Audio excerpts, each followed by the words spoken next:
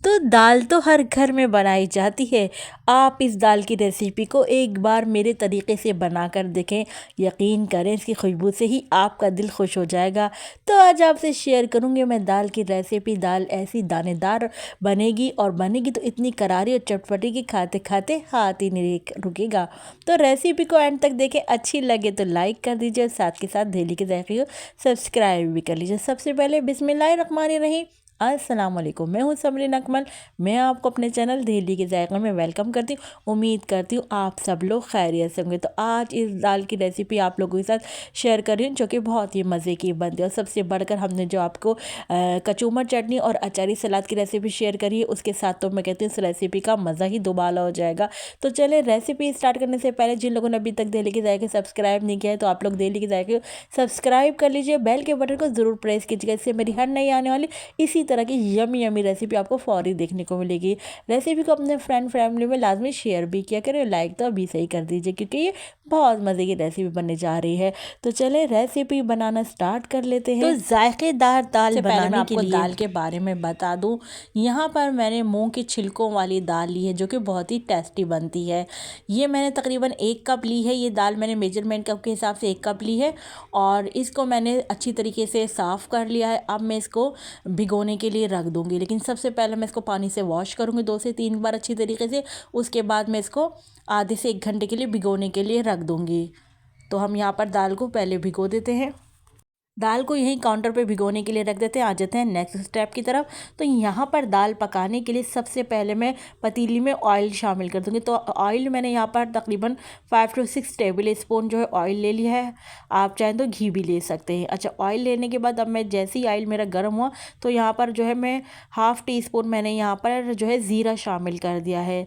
तो ज़ीरे का अच्छा सा कलर आने तक के लिए अब मैं क्या शामिल कर दूँगी, यहाँ पर साथ में शामिल कर दूँगी मैं यहाँ पर कुछ खड़े गरम मसाले। तो यहाँ पर मसालों में शामिल करूँ साबुत काली मिर्च शामिल करी है मैंने 8 अदद, लौंगी शामिल करी है मैंने 3 से 4 अदद। इसके अलावा मैं यहाँ पर शामिल कर दूँगी 1 अदद बड़ी इलायची भी मैंने यहाँ पर शामिल कर दी है। अब इन तमाम साबुत गरम मसालों को, ज़ीरे को हम जो है ऑयल में क्रैकल कर लेंगे यानी फ्राई कर लेंगे। तो ये साबुत गरम मसाले डालने से ना दाल खुशबूदार भी बनेगी और जायकेदार भी बनेगी। अब स्पाइस में हम शामिल कर लेते हैं लाल पीसी मिर्च मैंने हाफ़ टी स्पून शामिल करी है। इसके अलावा 1/4 टीस्पून मैंने हल्दी शामिल करी है। और यहाँ पर साथ ही में हम शामिल कर देंगे लहसुन अदरक का पेस्ट, जिससे हमारे खानों में बहुत ही ज़बरदस्त सा टेस्ट आता है। तो हाफ़ टी स्पून मैंने लहसुन अदरक का पेस्ट शामिल किया है और हाफ़ टी स्पून ही मैंने यहाँ पर नमक शामिल किया है। और यहाँ पर अब मैं फ्राई प्याज यहाँ पर शामिल कर दूँगी क्योंकि मेरे पास ये रेडीमेड फ्राई प्याज है। आप क्या करेंगे, सबसे पहले जब स्टार्ट करेंगे तो पहले प्याज को आप लोगों ने फ्राई कर लेना है। फिर उसके बाद आपने गरम मसाले और फिर तमाम स्पाइस लहसुन अदरक का पेस्ट डाल के भुनाई कर लेना है। तो देखिए यहाँ पर मैं भुनाई कर रही थी, साथ साथ मैंने यहाँ पर टमाटर भी ऐड कर दिए। तो हाफ़ टमाटर लेके मैंने इसको स्लाइस करके यहाँ पर शामिल कर दिए हैं। स्लाइस करके डालने से ये होता है कि टमाटर जो है जल्दी से सॉफ्ट हो जाते हैं। अच्छा, यहाँ पर टमाटर शामिल करके ना मैं मसाले की अच्छे से भुनाई कर रही हूँ। अगर आपने टेस्टी दाल खानी है तो मैं कहती हूँ साबुत गरम मसाले आपने स्किप नहीं करने हैं।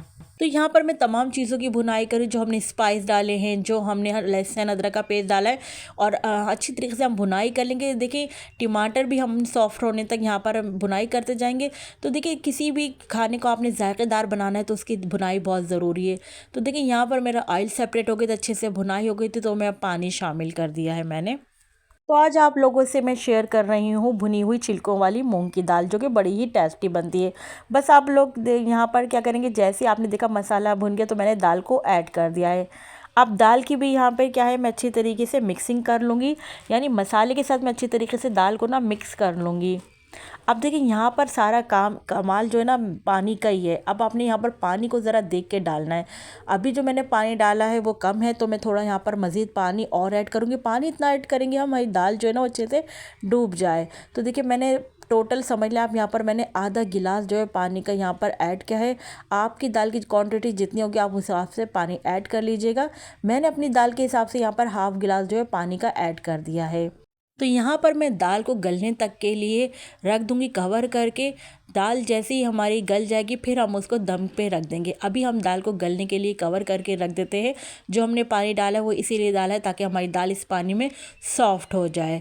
तो 10 मिनट के लिए या 8 से 10 मिनट के लिए हम कवर करके रख देंगे दाल को सॉफ्ट होने तक के लिए। तो मिलते हैं हम आपसे 8 से 10 मिनट बाद। तो यहाँ पर 10 मिनट हो गए थे। 10 मिनट बाद जब मैंने लीड हटाई तो यहाँ पर आप देख लें दाल का तमाम पानी जो है ड्राई हो गया है। यहाँ पर आप देख रहे हैं तमाम पानी ड्राई हो गया। मैंने दाल को अच्छे से ऊपर से नीचे तक मिक्स कर लिया है। अब क्या यहाँ पर दाल हमारी जो है गल गई है। बस अब हमने दाल को क्या करना है, दम पे रखना है। तो 5 से 6 मिनट के लिए मैं दाल को कवर करके दम पे रख दूँगी, बिल्कुल मीडियम टू लो फ्लेम पर। जैसे हम चावलों को दम पे रखते हैं ना, बिल्कुल ऐसे रख दूँगी। तो देखिए यहाँ पर 5 से 6 मिनट हो गए थे। यहाँ पर दाल अच्छे से हमारी सॉफ्ट हो गई है। दाल का एक एक दाना फिर आपको मैं दिखाऊंगी खिला खिला बना है और दाल यहाँ पर हमारी बहुत अच्छे से गल भी गई है। तो दाल को हम यहाँ पर मिक्स कर लेते हैं, फिर हम अपनी सर्विंग प्लेट में आपको दाल को निकाल के दिखाते हैं। तो यहाँ पर आप देख रहे हैं माशाल्लाह से हमारी दाल का एक एक दाना खिला खिला बना है, बिल्कुल। यानी पानी की जो मेजरमेंट रही है वो बिल्कुल परफेक्ट रही है। इस दाल में आपको सिर्फ और सिर्फ जो है पानी की ही मेजरमेंट का ख्याल रखना है। तो टेस्टी सी दाल को हमने हरे धनिया से गार्निश कर लिया यहाँ पर। अब आप इस गर्मा गर्म दाल को गर्मा गर्म घर की नरम नरम चपाती और चाहे तो पराठे के साथ भी खाकर एंजॉय कर सकते हैं। आप इस दाल को, जो हमने आपको कचूमर की चटनी और अचारी सलाद की रेसिपी शेयर करी है ना, उसके साथ मैं कहती हूँ खाएंगे ना तो इस दाल का मज़ा ही दुबाला हो जाएगा।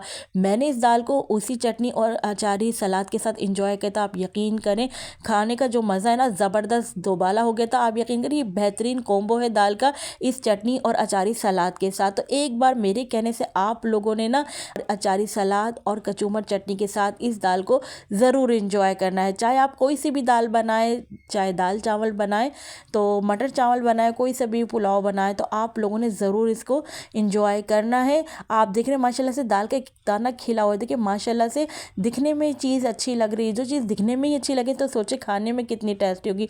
तो दाल की इस टेस्टी सी रेसिपी को आप लोगों ने एक बार ज़रूर ट्राई करना है। रेसिपी अच्छी लगे तो रेसिपी को तो मैं कहती हूँ लाइक कर दीजिए, साथ के साथ दहली के जायके को सब्सक्राइब भी कर लीजिए। रेसिपी को अपने फ्रेंड फैमिली में लाजमी शेयर भी क्या करें ताकि दूसरे लोगों का भी भला हो जाए। तो चले चलती हूँ, क्योंकि मैं आप लोगों के लिए इसी तरह मज़े मज़े की यमी यमी रेसिपी लेकर आप लोगों के लिए हाजिर होती रहती हूँ। जब तक के लिए मुझे समरीन अकमल को दहली के जायके से इजाज़त दीजिए। अल्लाह हाफिज़।